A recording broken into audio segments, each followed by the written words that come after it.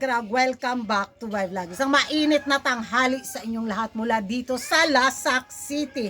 Natanghalian ako sa aking pagkachismosa mga karag-karag kasi atin sana ako sa love gala ni Pia Wurtzbach. Kaso nga lang, na-flat yung gulong ng Ferrari ko.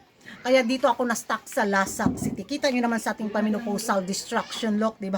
Yayamanin si Kuragan, bisag pordoy. At eto na nga mga latest kaganapan, mga chismisan, mga pa-eksena at revelasyon galore na pinagchichismisan ngayon ng mga active na mga chismosa at mga chismosa sa social media, mga karag-karag na kung saan marami ang nadismaya sa naging pa-auction galore ni Pia sa kanya mga pa-Miss Universe, bitaw na mga sentimental value na mga pag-gown, mga pasyas, mga patiara, yung mga pa-jewelry galore ni Pia.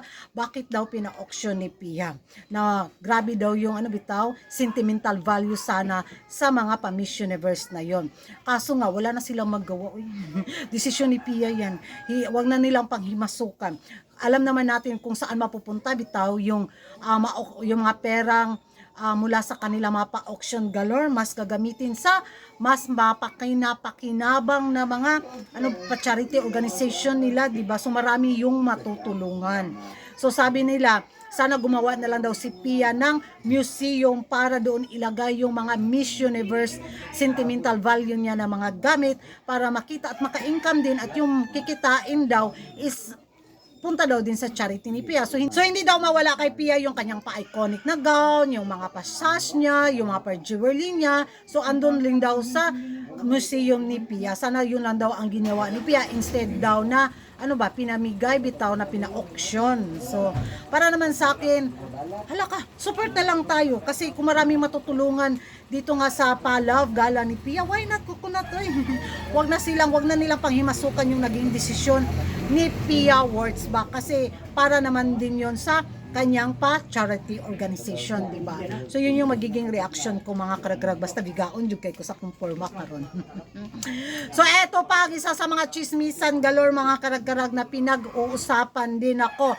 Si Mami Melanie Marquez nagsalita na tungkol nga dito sa mga pa-trending na mga pa-eksena na kung saan sasabak nga ba si Michelle D sa Miss Grand International Miss Grand Philippines 2025. Diretsahang tanong, sagot ni Mami Melanie Marquez, no.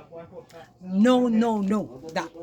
Enough na daw yung Miss Universe or Miss Universe 2023 pageant mga karag-karag.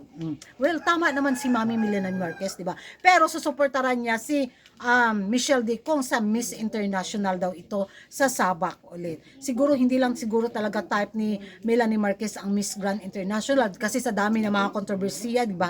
Sa mga nagaganap noon sa Miss International pageant, tapos kita niyo naman natin si Michelle D very alta, di ba? Hin pa nating history yung gagawin ni Michelle D na masungkit ang last na international crown para kompleto Ricardos na talaga sa mga pa-international crown ang Pilipinas. But hindi siguro kayang tingnan ni Melanie Marquez na doon yung anak niya nagla-live selling sa mga paninda ni Uncle after makoronahan, di ba?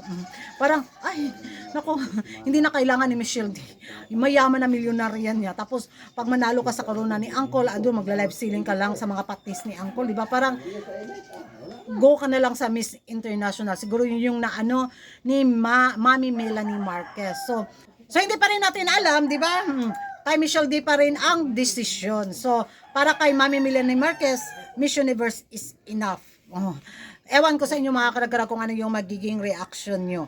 Magiging reaction ko mga karag-karag kung saan, sasabak si Michelle D. Support system pa rin tayong mga chismosa, di ba? And that's all for today mga karag-karag. Comment down below kung ano yung magiging reaction nyo dito nga sa pa-love gala ni Pia Wurtzbach sa kanya mga pa-iconic na gamit sa Miss Universe.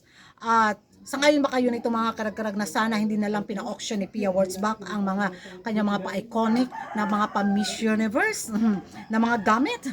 Mag-ingay tayo sa comment section at sang-ayon rin ba kayo sa naging sagot ni Mami Melanie Marquez na enough ang Miss Universe pageant na kay Michelle D. Don't forget to like and subscribe my YouTube channel, Kuragan Karag, and bye-bye.